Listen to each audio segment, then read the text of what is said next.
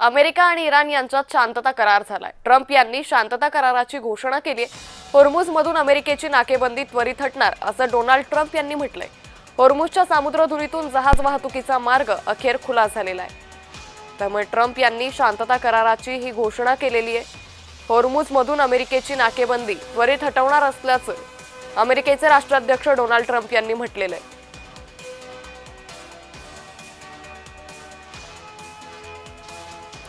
तर या संदर्भात आपल्यासोबत बोलण्यासाठी निवृत्त लष्करी अधिकारी सतीश ढगे सध्या जोडलेले आहेत। सतीश सर, आपण पाहतोय की अमेरिका आणि इराण यांच्यात आता शांतता करार झालाय।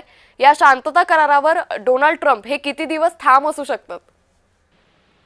हा खरंच $1,000,000 क्वेश्चन आहे, कारण आतापर्यंतचा जर इतिहास त्या ठिकाणी पाहिला तर 2015ला अमेरिकेनं इराण सोबत JCPOA केलं होतं। हाच डोनाल्ड ट्रम्प 2018ला तडकाफडकी त्यातून बाहेर निघाला होता। जून 2025 मध्ये 12 दिवसाचे युद्ध करून आम्ही जिंकलो असा हा डोनाल्ड ट्रम्प त्या ठिकाणी म्हटला होता। तो 28 फेब्रुवारी 2026ला इराण विरुद्ध पुन्हा आक्रमक त्या ठिकाणी झाला।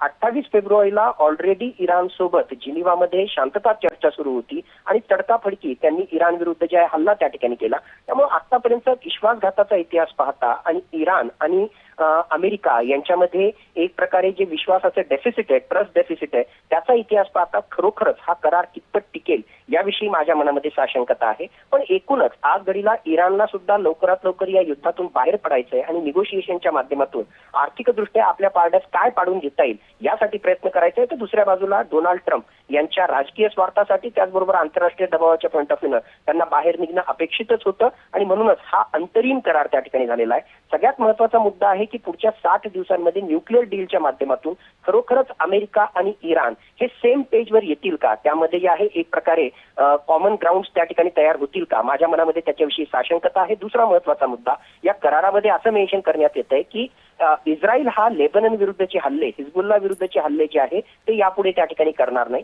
एकूणच इस्रायलसाठी जे आहे हिजबुल्ला हा एक्झिस्टेन्शियल क्रायसिस आहे। तो भविष्यामध्ये जर हल्ले हिजबुल्ला कडून झाले तर इस्रायल सुद्धा आक्रमक त्या ठिकाणी होईल। म्हणून आज घडीला जरी हा memorandum of understanding for piece एक प्रकारे याला आपण म्हणू अंतरिम डील जरी झालेलं दिसत असलं आणि त्या अनुषंगाने येणाऱ्या काही आठवड्यांमध्ये होर्मुझची सामुद्रधुनी खुली होईल अशी एक आशादायी चित्र निर्माण होत असलं तरी सुद्धा खरोखरच हा अंतरिम करार हा पूर्णत्वास त्या ठिकाणी जाईल का याविषयी माझ्या मनामध्ये साशंकता आहे। पण ऍटलिस्ट मागच्या 3.5 महिन्यांपासून ज्या प्रकारे अनिश्चिततेचं संघर्षाचं वातावरण होतं त्याला काही अंशी जे आहे आता फुल स्टॉप लागेल अशी जी आहे स्ट्रॉंग परिस्थिती निर्माण होताना। सतीश सर, मात्र एक महत्त्वाचा मुद्दा आहे की जर हा शांतता करार पूर्णपणे सक्सेसफुल नाही झाला, यशस्वी नाही झाला तर मात्र जगाला काय परिणाम पुढे भोगावे लागतील?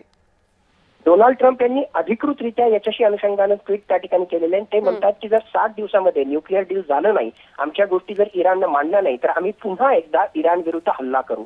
ऑलरेडी अमेरिका अशी प्रकारची भूमिका घेते आणि जसं मी सांगितलं की या करारामध्ये काहीही असो, एकूणच सगळं भूराजकीय गणित पाहता इस्रायल हा खरोखरच हिजबुल्ला विरुद्ध जे आहे येणाऱ्या कित्येक वर्ष शांत बसेल का, माझ्या मनामध्ये त्याविषयी साशंकता आहे, कारण त्याच्यासाठी एक्झिस्टेन्शियल क्रायसिस आहे। म्हणून मला वाटतं की येणाऱ्या काही महिन्यांसाठीचा हा एक प्रकारे पुन्हा एकदा पॉज म्हणा किंवा अशा प्रकारचा हा अंतरिम करार असेल। भविष्यामध्ये पुन्हा काहीतरी परिस्थिती निर्माण होईल आणि दुर्दैवानं संघर्षाची परिस्थिती निर्माण होईल। निश्चित सतीश सर, त्यामुळे आगामी काळात नेमकं काय होतं हे पाहणं महत्त्वाचं ठरेल। तुर्तास धन्यवाद आपण जय महाराष्ट्राला दिलेल्या या माहितीसाठी।